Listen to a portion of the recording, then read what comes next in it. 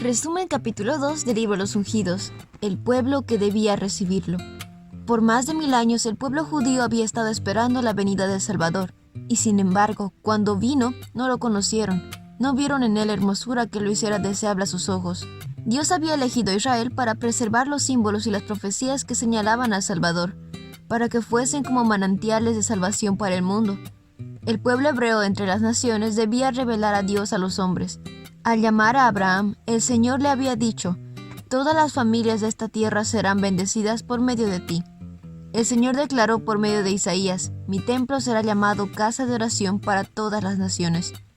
Pero los israelitas pusieron sus esperanzas en la grandeza mundanal y siguieron las costumbres de los paganos. No cambiaron cuando Dios les mandó advertencias por medio de los profetas. No cambiaron cuando sufrieron el castigo de la conquista y la opresión pagana. A cada reforma le seguía una apostasía más profunda. Si Israel hubiese sido fiel a Dios, Él los habría elevado muy por encima de todas las otras naciones que creó, con alabanza, honra y fama. Pero a causa de su infidelidad, Dios solo pudo realizar sus planes a través de continua adversidad y humillación. Fueron llevados de cautiverio a Babilonia y dispersados por tierra pagana. Mientras se lamentaban por el santo templo que había quedado desolado, hicieron resplandecer el conocimiento de Dios entre las naciones. Los sistemas paganos de sacrificios eran una distorsión del sistema que Dios había señalado, y muchos aprendieron de los hebreos el significado de los sacrificios de Dios como los había planeado, y con fe aceptaron la promesa de un Redentor. Muchos de los exiliados perdieron la vida por negarse a violar el sábado y observar las fiestas paganas. Al levantarse los idólatras para aplastar a la verdad, el Señor puso a sus siervos cara a cara con reyes y gobernantes, con el fin de que éstos y sus pueblos pudiesen recibir luz.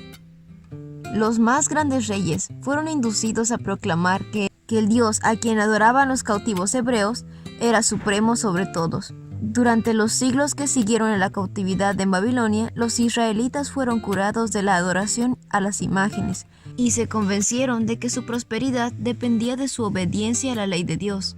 Pero la obediencia de muchos de su pueblo era por un motivo egoísta. Servían a Dios como medio para alcanzar la grandeza nacional. No llegaron a ser la luz del mundo, sino que se aislaron con el fin de escapar de esta tentación. Dios había restringido que se asociaran con los idólatras para impedir que adoptaran prácticas paganas, pero malinterpretaron esa instrucción. La usaron para construir un muro de separación entre Israel y las demás naciones. El pueblo de Israel, de hecho, estaba celoso de que el Señor mostrara misericordia a los gentiles. Después de regresar de Babilonia, por todo el país se erigieron sinagogas, en las cuales los sacerdotes y los escribas explicaban la ley. Había escuelas que enseñaban los principios de la justicia, pero durante el cautiverio muchos del pueblo habían adquirido ideas paganas y las fueron incorporando a su ceremonial religioso. Cristo mismo había instituido estos rituales. Todo el servicio ritual era un símbolo de Él y estaba lleno de vitalidad y belleza espiritual. Pero el pueblo israelita perdió la vida espiritual en sus ceremonias y confió en los sacrificios y los ritos en sí mismos, en vez de confiar en aquel a quien estos señalaban. Con el fin de suplir lo que habían perdido, los sacerdotes y los rabinos agregaron muchos requerimientos de su invención. Cuanto más rígidos se volvían, tanto menos del amor de Dios mostraban. Los que trataban de observar los rigurosos y agobiantes preceptos rabínicos no podían hallar descanso de una conciencia intranquila.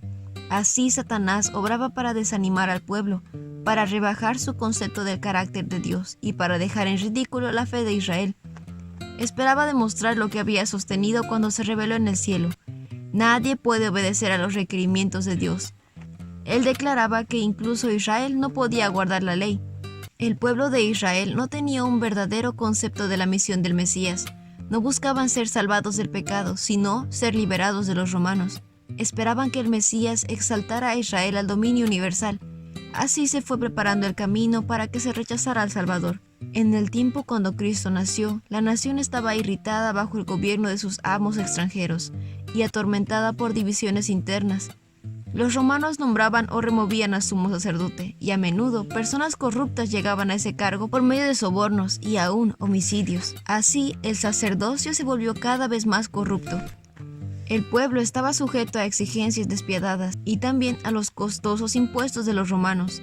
El descontento, la codicia, la violencia, la desconfianza y la apatía espiritual estaban socavando en el corazón de la nación. El pueblo, en sus tinieblas y opresiones, anhelaba que alguien les devolviera el reino a Israel. Habían estudiado las profecías, pero sin percepción espiritual.